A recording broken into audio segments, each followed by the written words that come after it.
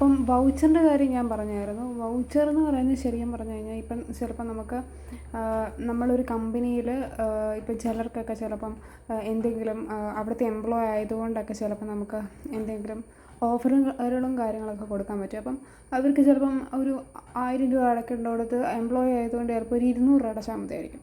അപ്പം അങ്ങനെയൊക്കെ വരുന്ന ട്രാൻസാക്ഷനെ നമ്മൾ പിന്നീട് ഏത് കണക്കിൽപ്പെടുത്തും എന്ന് ചോദിച്ചു കഴിഞ്ഞാൽ അതിന് വേണ്ടിയിട്ടുള്ളതാണ് വൗച്ചറുകൾ. അങ്ങനെ പേയ്മെൻ്റ് ആയത് നമ്മൾ വൗച്ചറുകളായിട്ട് എഴുതിയിട്ടാണ് സൂക്ഷിക്കുന്നത്.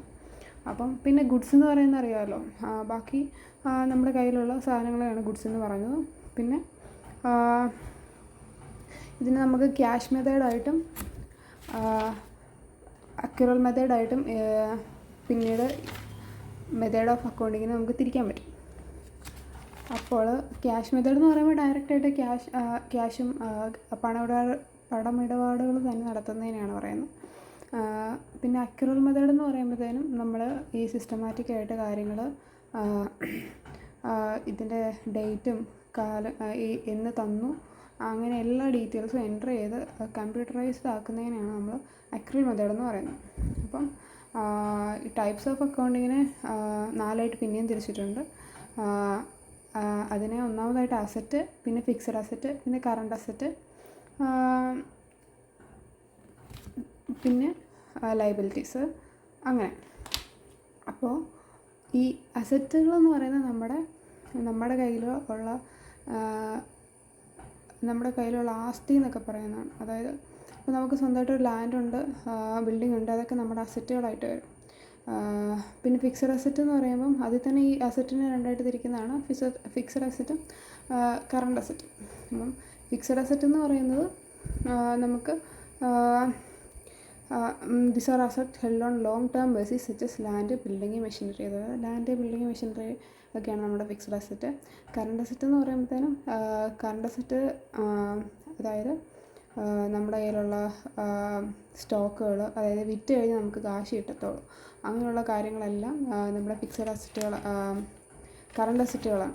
പിന്നെ നമ്മുടെ ലയബിലിറ്റി എന്ന് പറയുന്നത് നമ്മുടെ ബാധ്യതയാണ്. നമ്മൾ ലോണോ മറ്റ് കാര്യങ്ങളോ ഒക്കെ എടുത്തിട്ടുണ്ടെങ്കിൽ അതിന് നമ്മൾ ലയബിലിറ്റി ബാധ്യതയായിട്ടാണ് പറയുന്നത്. പിന്നെ ക്യാപിറ്റലാണുള്ളത്. ക്യാപിറ്റൽ എന്ന് പറയുമ്പം നമുക്കുള്ള മൂലധനമാണ്. ക്യാപിറ്റൽ എന്ന് പറയുന്ന ഒരു ഇക്വേഷനുണ്ട്. ടോട്ടൽ അസറ്റിൽ നിന്ന് ലയബിലിറ്റീസ് മൈനസ് ചെയ്യുന്നതാണ് നമ്മുടെ ക്യാപിറ്റൽ എന്ന് പറയുന്നത്. പിന്നെ ഇതിനെ തന്നെ നമ്മൾ ഷോർട്ട് ടൈം കറണ്ട് ലയബിലിറ്റി ആയിട്ടും ലോങ് ടൈം കറണ്ട് ലയബിലിറ്റി ആയിട്ടും തിരിക്കുന്നുണ്ട്. ഷോർട്ട് ടൈം കറണ്ട് ലയബിലിറ്റി എന്ന് പറയുമ്പോഴത്തേനും നമുക്ക് പെട്ടെന്ന് ലോൺ അടച്ചു കഴിഞ്ഞാൽ തീരും, അങ്ങനെയുള്ള കാര്യങ്ങളെല്ലാം, അതായത് ഒരു ബില്ല് പേ ചെയ്ത് കഴിഞ്ഞാൽ തീരും, അങ്ങനെയൊക്കെയുള്ള കാര്യങ്ങളൊക്കെ ഷോർട്ട് ടൈം ലയബിലിറ്റിയാണ്. ഇപ്പോൾ ഒരു വലിയ ലോൺ എടുത്തു, അത് വലിയ കരാറ് പോലെ 4 വർഷം കൊണ്ടൊക്കെ അടച്ച് തീരുവോളെങ്കിൽ അത് നമ്മുടെ ലോങ് ടൈം ലയബിലിറ്റീസാണ്. അതിന് എക്സാമ്പിൾ പറയുന്നത് ബോൺസ് ഒക്കെയാണ്. അപ്പോൾ നമ്മുടെ കരാറുകളാണ്. ചിലപ്പം നമ്മളിങ്ങനെ എന്തെങ്കിലുമൊക്കെ ഈ ലീസിനൊക്കെ എടുത്തു കഴിഞ്ഞാൽ അതൊക്കെ ഓരോ കരാറായിട്ട് വരുമല്ലോ. അപ്പം ഇപ്പം നമ്മളൊരു ജോലിക്ക് കയറിയാൽ പോലും നമ്മൾ ബോണ്ട് എഴുതി വെച്ചിട്ടാണ് കയറുന്നതെങ്കിൽ നമ്മൾ ആ ബോണ്ട് ലംഘിച്ച് കഴിഞ്ഞ് കഴിഞ്ഞാൽ നമ്മൾ എന്താ പറയുക, നമുക്ക് ഒരു ഫൈൻ അടയ്ക്കേണ്ടി വരും. 10,000 രൂപയുടെ ജോലിക്ക് കയറിയെങ്കിൽ പോലും നമ്മൾ ബോണ്ട് എഴുതിയിട്ടുണ്ടെങ്കിൽ ചിലപ്പം നഷ്ടപരിഹാരമായിട്ട് 50,000 രൂപ കൊടുക്കേണ്ടി വരും. പിന്നെ എക്സ്പെൻസ് എന്ന് പറയുമ്പോൾ നമുക്ക് വരുന്ന ചിലവുകളാണ്. ചിലപ്പം നമ്മൾ ബിസിനസ് നടത്തുന്നെങ്കിൽ അതിൻ്റെ അകത്തും ഒത്തിരി ചിലവുകൾ വരും. നമുക്കുള്ള അസറ്റുകൾ എത്രയാണോ, generally expenses are measured by the cost of asset consumed or services used during an accounting period. അതായത് നമുക്കുള്ള അസറ്റുകളുടെ വില അടിസ്ഥാനമാക്കിയിട്ടാണ് നമ്മുടെ എക്സ്പെൻസസ് കാൽക്കുലേറ്റ് ചെയ്യുന്നത്. പിന്നെ ഡയറക്റ്റ് എക്സ്പെൻസും ഉണ്ട്, ഇൻഡയറക്റ്റ് എക്സ്പെൻസും ഉണ്ട്. ഡയറക്റ്റ് എക്സ്പെൻസ് എന്ന് പറയുമ്പോഴത്തേനും ക്യാരേജ് അങ്ങനെയൊക്കെയുള്ള വരുന്നത്. ഇൻഡയറക്റ്റ് എക്സ്പെൻസ് എന്ന് പറയുമ്പോൾ ട്രാവലിംഗ് എക്സ്പെൻസ്, സാലറി, അങ്ങനെയൊക്കെ. അതായത് ജോലിക്കാരന് സാലറി കൊടുക്കുന്നതെല്ലാം നമ്മൾ ഇൻഡയറക്റ്റ് എക്സ്പെൻസാണ്. ഡയറക്റ്റ് എക്സ്പെൻസ് എന്ന് പറയുമ്പോൾ നമുക്ക് ഒരു ലോഡ് സാധനങ്ങൾ നമ്മുടെ കമ്പനിയിലേക്ക് വരുന്നുണ്ടായിരുന്നു. അപ്പോൾ അത് നമുക്ക് ചുമട്ടുതൊഴിലാളികളാണ് ഇറക്കി തന്നതെങ്കിൽ അവർക്ക് നമ്മൾ ക്യാരേജ് ചാർജ് കൊടുക്കണം. അപ്പം അതിനെയൊക്കെ നമ്മൾ ഡയറക്റ്റ് എക്സ്പെൻസായിട്ട് പറയും. പിന്നെ ഇൻകം എന്ന് പറയുന്നത് നമ്മുടെ വരുമാനം, നമ്മുടെ ലാഭമാണ് ഇൻകം എന്ന് പറയുന്നത്. പിന്നീട് നമ്മൾ principles and rules of accounting എന്ന് പറഞ്ഞിട്ട് നമ്മൾ ഇതിനെ കാറ്റഗറി ചെയ്യാൻ പറ്റും. അപ്പം നമ്മുടെ മെയിനായിട്ട് റൂളെന്ന് പറയുന്ന ഒരു സംഭവമുണ്ട്. അതായത് നമ്മൾ നമ്മുടെ നേച്ചർ ഓഫ് അക്കൗണ്ട്സിനെ ഈ 4 അസറ്റിൻ്റെയും എക്സ്പെൻസിൻ്റെയും ലയബിലിറ്റിയുടെയും ഇൻകത്തിൻ്റെയും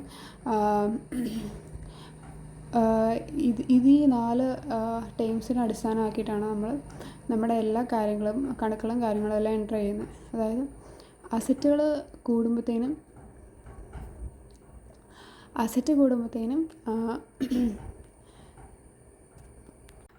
കൂടുമ്പം ഡെബിറ്റ് ഇൻക്രീസ് ആവും, ക്രെഡിറ്റ് ഡിക്രീസ് ആവും. എക്സ്പെൻസ് കൂടുമ്പോഴത്തേനും ഡെബിറ്റ് ഇൻക്രീസ് ആവും, ക്രെഡിറ്റ് ഡിക്രീസ് ആവും. പിന്നെ ലയബിലിറ്റീസ് കൂടുമ്പോഴത്തേനും ക്രെഡിറ്റ് ഇൻക്രീസ് ആവും, ഡെബിറ്റ് ഡിക്രീസ് ആവും. ഇൻകം കൂടുമ്പോഴത്തേനും നമ്മുടെ ക്രെഡിറ്റ് ഇൻക്രീസ് ആവും, ഡെബിറ്റ് ഡിക്രീസ് ആവും. അപ്പോൾ ഇതാണ് നമ്മുടെ ബേസിക് റൂള്. അപ്പം ഡെബിറ്റ് എന്ന് പറയുന്ന അതിൻ്റെ അടിയിൽ വേറൊരു സംഭവം കൂടെ, ഇതെങ്ങനെയാണെങ്കിലും നമുക്ക് മനസ്സിലാവുന്ന രീതിയിൽ മനസ്സിലാക്കി വെച്ചാൽ മതി. ഇതിൻ്റെ ബേസിക്സാണ്. അപ്പം ഇത് വെച്ചിട്ടാണ് നമ്മൾ കാൽക്കുലേറ്റ് ചെയ്യുന്നത്. ഡെബിറ്റിൽ ഒരു സംഭവം ഒരു ജേണൽ എൻ്റർ ചെയ്യുമ്പോൾ ഡെബിറ്റിൽ കൊടുക്കണോ ക്രെഡിറ്റിൽ കൊടുക്കണോ എന്നൊക്കെ നമ്മൾ ചിന്തിക്കുന്നത് ഇത് വെച്ചിട്ടാണ്. അപ്പം ഡെബിറ്റിൽ റിസീവർ എന്ന് പറയുന്നത്, പിന്നെ ക്രെഡിറ്റിലോട്ട് പോകുമ്പോഴത്തേനും ക്രെഡിറ്റിൽ മിക്കപ്പോഴും ഗീവറായിരിക്കും വരുന്നത്. ഡെബിറ്റിൽ സാധാരണ എന്ത് വന്നാലും നമ്മൾ ഡെബിറ്റിലായിരിക്കും ഇടുന്നത്. എന്തെങ്കിലുമൊക്കെ നമ്മൾ കൊടുക്കാനുണ്ടെങ്കിൽ പോകാനുണ്ടെങ്കിൽ അതൊക്കെ ക്രെഡിറ്റിലായിരിക്കും. ഇപ്പം ബില്ലൊക്കെ പേ ചെയ്യണമെങ്കിൽ അങ്ങനെയൊക്കെ. എക്സ്പെൻസും ലോസസും എല്ലാം നമ്മൾ ഡെബിറ്റിലായിരിക്കും ചേർക്കുന്നത്. പിന്നെ നമ്മൾ ഇൻകവും ഗെയിൻസും എല്ലാം നമ്മുടെ ക്രെഡിറ്റിലായിട്ടായിരിക്കും കൂടുന്നത്. നമുക്ക് ഇത്ര പൈസ ക്രെഡിറ്റ് ചെയ്തെന്ന് പറഞ്ഞല്ലേ ബാങ്ക് അക്കൗണ്ടിലൊക്കെ കാണിക്കുന്നത്. അതൊക്കെ വെച്ചിട്ട് നമ്മൾ സിമ്പിൾ ലോജിക്ക് വെച്ചിട്ട് ഇത് കണക്ട് ചെയ്ത് വെച്ചാൽ മതി. നമ്മൾ കുറേ പ്രോബ്ലംസ് ചെയ്ത് കഴിയുമ്പോൾ നമുക്ക് ഓട്ടോമാറ്റിക്കായിട്ട് ഈ സംഭവം വന്നോളും. അല്ലാത്തവരെ സംബന്ധിച്ച് ബേസിക്സ് തുടക്കക്കാരെ സംബന്ധിച്ച് ഇത് വരാൻ കുറച്ച് പാടാണ്. അപ്പോൾ നമ്മൾ മാക്സിമം നമുക്ക് സിസ്റ്റം ഉണ്ടെങ്കിൽ നമ്മൾ മാക്സിമം ട്രൈ ചെയ്ത് ഇത് നമുക്ക് നമ്മുടെ ഈ ടൈപ്പ് ചെയ്യുന്ന സ്പീഡിൽ തന്നെ നമുക്കിങ്ങനെ നമ്മൾ ക്വസ്റ്റ്യൻ കാണുമ്പോൾ തന്നെ ഒരു ക്വസ്റ്റ്യൻ കിട്ടുമ്പോൾ തന്നെ നമുക്ക് കൺവേർട്ട് ചെയ്യാൻ പറ്റണം. പിന്നെ അക്കൗണ്ട്സിനെ നമ്മൾ ക്ലാസിഫൈ ചെയ്യുന്നുണ്ട്. പേഴ്സണൽ അക്കൗണ്ട്സ് എന്നും ഇംപേഴ്സണൽ അക്കൗണ്ട്സ് എന്നും പിന്നെ റിയൽ അക്കൗണ്ട് എന്നും. പിന്നെ ഈ പേഴ്സണൽ അക്കൗണ്ട് എന്ന് പറയുമ്പോഴത്തേനും കസ്റ്റമറുടെ അക്കൗണ്ട് ആകാം, സപ്ലൈസിൻ്റെ അക്കൗണ്ട് ആകാം, ഓരോ ആൾക്കാർക്ക് സ്വന്തമായിട്ടുള്ളതാണ് പേഴ്സണൽ അക്കൗണ്ട്സ്. ഇംപേഴ്സണൽ അക്കൗണ്ട് എന്ന് പറഞ്ഞു കഴിയുമ്പോഴത്തേനും ഈ ഇംപേഴ്സണൽ അക്കൗണ്ട് എന്ന് പറയുന്നത് account which are personal such as cash account, book account etcetera. അപ്പം ഇതൊക്കെ കുറച്ച് എന്തെങ്കിലും കമ്പനി ആസ്പദമാക്കിയിട്ടുള്ള അക്കൗണ്ട്സ് ആയിരിക്കണം. അങ്ങനെയുള്ള പേഴ്സണൽ അക്കൗണ്ട് പൊതുവെ നമ്മൾ കേട്ടിട്ടുള്ളതാണ്. നമുക്ക് സ്വന്തമായിട്ടൊക്കെ അക്കൗണ്ട്സ് വേണം. അതിനെല്ലാം നമ്മൾ പൊതുവായിട്ട് പേഴ്സണൽ അക്കൗണ്ട് നിൽക്കും. ഇംപേഴ്സണൽ എന്ന് പറയുമ്പോഴത്തേനും ഇതിനെ നമ്മൾ ക്യാഷ് അക്കൗണ്ടെന്നും ബുക്ക് അക്കൗണ്ടെന്നും ഒക്കെ പറയും. അപ്പം ഇതിനെ നമ്മൾ രണ്ടായിട്ട് തിരിച്ചിട്ടുണ്ട്. റിയൽ അക്കൗണ്ടും പിന്നെ നോമിനൽ അക്കൗണ്ടും. അപ്പോൾ ഈ റിയൽ അക്കൗണ്ടിൽ തന്നെ 2 തരം അക്കൗണ്ടുകളുണ്ട്. നമുക്ക് ടാഞ്ചിബിൾ അക്കൗണ്ടും ഉണ്ട്, ഇൻടാഞ്ചിബിൾ അക്കൗണ്ടും ഉണ്ട്. അതായത് നമുക്ക് തൊടാൻ പറ്റുന്നതും തൊടാൻ പറ്റാത്തതും, കാണാൻ പറ്റുന്നതും കാണാൻ പറ്റാത്തതും, അങ്ങനെയുള്ള സംഭവങ്ങൾ. അതായത് ടാഞ്ചിബിൾ എന്ന് പറയുമ്പോഴത്തേനും accounts that can be touched and measured. പക്ഷേ ഇൻടാഞ്ചിബിൾ അക്കൗണ്ട് എന്ന് പറയുമ്പോൾ നമുക്ക് അതിനെ കാണാനോ അളക്കാനോ ഒന്നും പറ്റത്തില്ല. അങ്ങനെയുള്ള അക്കൗണ്ടുകളാണ് ഇൻടാഞ്ചിബിൾ അക്കൗണ്ട് എന്ന് പറയുന്നത്. പിന്നെ ഈ നോമിനൽ അക്കൗണ്ടായിട്ട് തിരിച്ചിട്ടുണ്ട്. അപ്പോൾ നോമിനൽ അക്കൗണ്ട് എന്ന്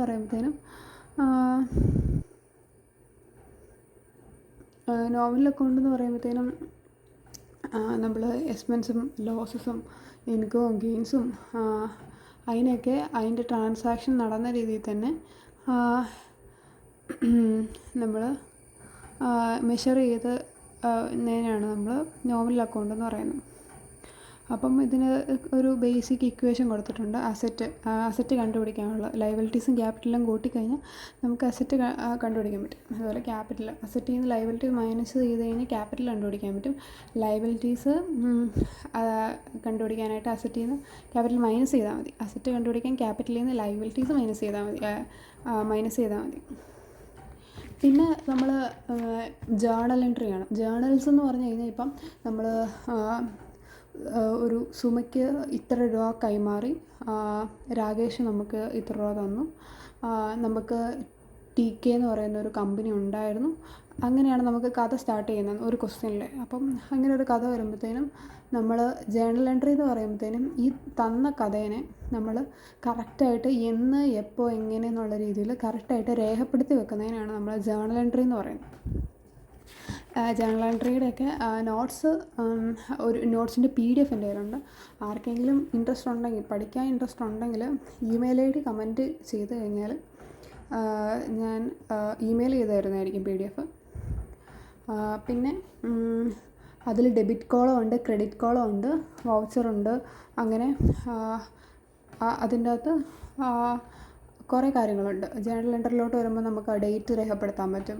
പിന്നെ ഡെബിറ്റ് ആണോ ക്രെഡിറ്റ് ആണോ, ട്രാൻസാക്ഷൻസ്, പിന്നെ ഏത് വൗച്ചർ നമ്മൾ കൊടുക്കണം. അപ്പം നമ്മൾ പറയുന്ന ഒത്തിരി വൗച്ചറുകളുണ്ട് അതിനകത്ത്. അതിനകത്ത് ഏത് വൗച്ചറാണെന്നൊക്കെ സെലക്ട് ചെയ്യാൻ പറ്റും.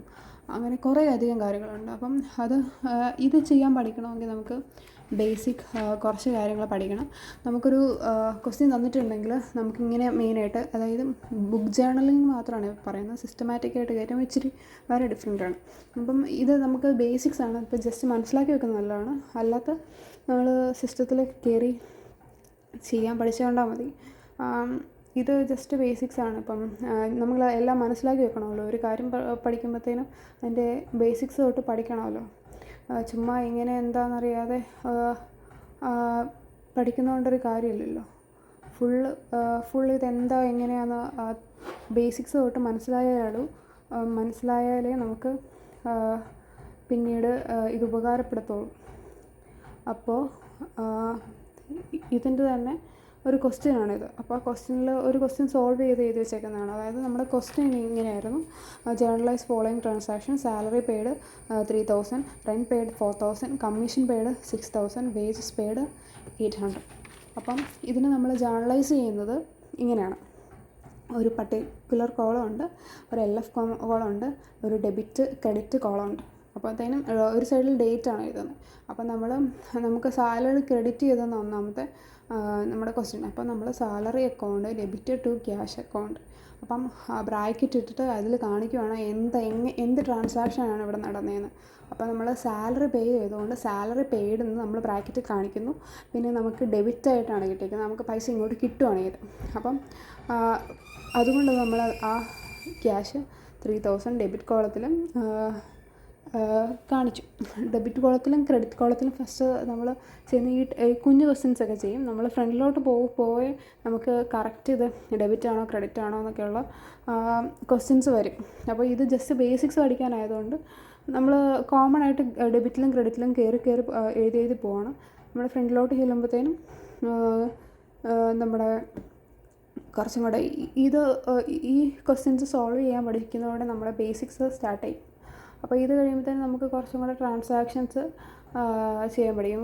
പ്രോബ്ലംസ് ഉണ്ട് ചെയ്യാൻ. അപ്പോൾ ആ പ്രോബ്ലംസ് ഒക്കെ ചെയ്യാൻ പഠിക്കുന്നതോട് കൂടി നമ്മൾ കറക്റ്റ് ഇത് ഡെബിറ്റ് ആണോ ക്രെഡിറ്റ് ആണോ എന്ന് മനസ്സിലാക്കിയിട്ട് ആ കോളത്തിൽ മാത്രം ചെയ്താൽ മതി. 2 കോളത്തിലൊന്നും ഇടണ്ട. ഇതിപ്പോൾ ജസ്റ്റ് ബേസിക്സ് ആണ്. പിന്നെ റെൻറ്റ് പേ ചെയ്യുന്നതാണ്. അപ്പം നമ്മൾ എന്ത് ചെയ്ത് റെൻ്റാണ് പേ ചെയ്തത്. അപ്പം റെൻ്റ് അക്കൗണ്ട് ഫസ്റ്റ് എഴുതി ഡെബിറ്റ് കോളത്തിൽ ഡെബിറ്റ് DR ഡെബിറ്റ് ഇട്ട് പിന്നെ to cash account, rent account cash ആയിട്ടാണ് പേ ചെയ്തത്. അപ്പോൾ rent account debit to cash account, ബ്രാക്കറ്റിൽ റെൻ്റ് അക്കൗണ്ട് നേടി. ഇപ്പോൾ ഇത് നമ്മൾ ക്യാഷ് ആയിട്ടല്ല ബാങ്കിലോട്ട് ഇടുവാണെങ്കിൽ ആ ക്യാഷ് മാറ്റിയിട്ട് അവിടെ ബാങ്ക് അക്കൗണ്ട് ആവും. അതാണ് ഡിഫറൻസ്. പിന്നെ കമ്മീഷൻ അക്കൗണ്ട്, എന്താണ് അവിടെ ചെയ്ത പ്രോസസ്സ് അതായിരിക്കും മിക്കപ്പോഴും ഫസ്റ്റ് വരുന്നത്. അപ്പം കമ്മീഷൻ അക്കൗണ്ട് നമുക്ക് കമ്മീഷൻ കിട്ടിയെന്നാണ്, പൈസ ഇങ്ങോട്ട് കിട്ടിയെന്നാണ്. അപ്പോൾ പൈസ ആദ്യം കിട്ടിയ സാധനം, നമുക്ക് കിട്ടിയ കാര്യങ്ങളാണല്ലോ ആദ്യം ഇതുണ്ട്. അപ്പോൾ കമ്മീഷൻ അക്കൗണ്ട് അങ്ങനെയാണ് നമ്മൾ ഇതിനകത്ത് കൺസിഡർ ചെയ്യുന്നത്. First commission account debited to cash account. അത് കഴിഞ്ഞിട്ട് നമുക്ക് വേജസ് കൊടുത്തു എന്നുള്ളത്. അടുത്തത് നമ്മൾ എന്ത് ട്രാൻസാക്ഷനാണ് ഇവിടെ ചെയ്തത്, നമ്മൾ ജോലിക്കാർക്ക് പൈസ കൊടുത്തു. അപ്പോൾ wages account debited to cash account. അങ്ങനെ നമ്മൾ കുറേയധികം കാര്യങ്ങൾ അങ്ങനെ ചെയ്ത് ഈ ഒരു ട്രാക്കിലാവും. ഈ പ്രോബ്ലം തന്നെ ചെയ്യണമെന്നൊന്നുമില്ല. ഇഷ്ടംപോലെ സോൾവ്ഡ് ആയ പ്രോബ്ലംസ് യൂട്യൂബിൽ തന്നെ കിടപ്പുണ്ട്. ഇനി ഈ പ്രോബ്ലം തന്നെ ചെയ്യണമെന്ന് താല്പര്യമുണ്ടെങ്കിൽ എൻ്റെ PDF ഞാൻ അയച്ചു തരാം. ഇതൊരു 12 ക്വസ്റ്റ്യൻസ് ഉണ്ട്.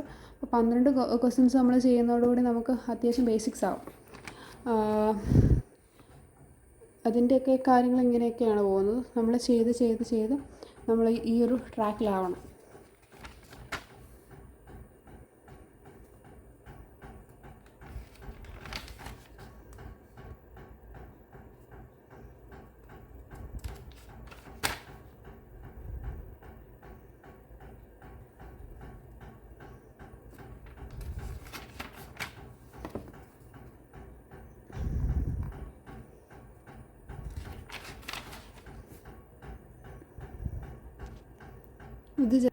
ഇത് ജസ്റ്റ് ബേസിക്സ് മാത്രമാണ്. പിന്നീട് ഇത് ഫ്രണ്ടിലോട്ട് പഠിക്കാൻ ഇൻട്രസ്റ്റ് ഉള്ളവർ മാത്രം നമ്മൾ കുറച്ച് സമയം സ്പെൻഡ് ചെയ്താൽ മാത്രമേ നമുക്കിതിൽ ഇത് നന്നായിട്ട് മനസ്സിലാക്കിയെടുക്കാൻ പറ്റുള്ളൂ. നമ്മൾ കുറച്ച് സമയം വർക്ക് ചെയ്താൽ മതി. ഒരു ദിവസം ഒരു മണിക്കൂറോ അരമണിക്കൂറോ ഇത് പഠിക്കാൻ വേണ്ടിയിട്ട് സ്പെൻഡ് ചെയ്ത് കഴിഞ്ഞാൽ ഒരു മാസത്തിനുള്ളിലൊക്കെ നമുക്ക് സുഖമായിട്ട് പഠിച്ച് ചെയ്യാനുള്ളൂ. മാക്സിമം ശ്രദ്ധിക്കേണ്ട ഒരു കാര്യം എന്ന് പറഞ്ഞു കഴിഞ്ഞാൽ, നമ്മൾ ടാലി പഠിച്ചുകൊണ്ട് മാത്രം ഒന്നും ആവുന്നില്ല. അപ്പം മാക്സിമം നിങ്ങൾ എവിടെയെങ്കിലും ഇനി പഠിക്കാൻ താല്പര്യപ്പെടുന്നുണ്ടെങ്കിൽ ഇൻറ്റേൺഷിപ്പും ജോലിയും എല്ലാം ഉറപ്പ് തരുന്ന ഏതെങ്കിലും സ്ഥാപനത്തിൽ പോയി പഠിക്കുക. ടാലി മാത്രമായിട്ട് ഒരിക്കലും പോയി പഠിക്കരുത്. SAP പോലെയുള്ള കോഴ്സുകളും പഠിക്കണം. ഇനിയുള്ള സമയത്ത് ഇത് പഠിച്ചുകൊണ്ട് മാത്രമാവുന്നില്ല. നമുക്ക് ഇൻറ്റേൺഷിപ്പ് നമ്മൾ ജോലി ചെയ്യാൻ എങ്ങനെയാണെന്ന് കൂടി മനസ്സിലാക്കി വെക്കേണ്ടതുണ്ട്. ഈ പഠിക്കുന്നതും ജോലി ചെയ്യുന്നതും തമ്മിൽ നല്ല വ്യത്യാസമുണ്ട്. പഠിക്കുമ്പോൾ നമ്മൾ ജസ്റ്റ് ഇതെങ്ങനെയാണ് എന്ന് കണ്ടും കേട്ടുമൊക്കെ പോകുന്നേ ഉള്ളൂ. പക്ഷേ ജോലിയിലോട്ട് പോകുമ്പോഴത്തേനും നമുക്ക് ശരിക്കും പറഞ്ഞാൽ നല്ല രീതിയിൽ പ്രാക്ടീസ് ഉണ്ടെങ്കിൽ നമുക്കിതൊക്കെ ചെയ്യാൻ പറ്റത്തുള്ളൂ. ഒരു കമ്പനിയുടെ കണക്ക് അവരെന്ത് വിശ്വസിച്ചാണ് നമ്മളെ ഏൽപ്പിക്കുക. അപ്പം നമ്മളൊരു 6 മാസമെങ്കിലും ട്രെയിനിങ് എടുക്കണം. ഇൻറ്റേൺഷിപ്പ് അത്രയും ലോങ് ആയിട്ട് എടുക്കുന്ന അനുസരിച്ചാണ് നമുക്ക് ഈ കാര്യങ്ങളെല്ലാം പഠിക്കാൻ പറ്റുന്നതും. പിന്നീട് ഏതെങ്കിലും നല്ല ഫേമിൽ കയറണമെങ്കിൽ തന്നെ അവർ 1 year 2 year എക്സ്പീരിയൻസ് ചോദിക്കും. അപ്പം നമ്മൾ നല്ല രീതിയിൽ നല്ലൊരു ഇൻസ്റ്റിറ്റ്യൂഷനിൽ പോയി ഇൻറ്റേൺഷിപ്പും ജോലി ഓഫർ ചെയ്യുന്ന എവിടെയെങ്കിലും പഠിക്കുന്നതായിരിക്കും ബെറ്റർ. പിന്നീട് അങ്ങോട്ടുള്ളത് ട്രയൽ ബാലൻസ് കണ്ടുപിടിക്കാനാണ്. അപ്പോൾ ഈ ട്രയൽ ബാലൻസ് കണ്ടുപിടിക്കാനായിട്ടാണെങ്കിൽ നമ്മുടെ ക്വസ്റ്റ്യൻസൊക്കെ ഓൾമോസ്റ്റ് ഇങ്ങനെ ആയിരിക്കും തരുന്നത്. സ്റ്റോക്ക് ഓൺ 31 March 21 എന്നൊക്കെ പറഞ്ഞിട്ട് ഇങ്ങനെയായിരിക്കും നമ്മുടെ ക്വസ്റ്റ്യൻസ് വരുന്നത്. അപ്പം ഇത് സോൾവ് ചെയ്യുക, ട്രയൽ ബാലൻസ് കണ്ടുപിടിക്കുന്ന ഒരു വഴി എന്ന് പറഞ്ഞു കഴിഞ്ഞാൽ, നമ്മൾ ആ ക്വസ്റ്റ്യൻസിനെയൊക്കെ നമ്മൾ എഴുതിയതിന് ശേഷം ബോക്സിലാക്കിയിട്ട്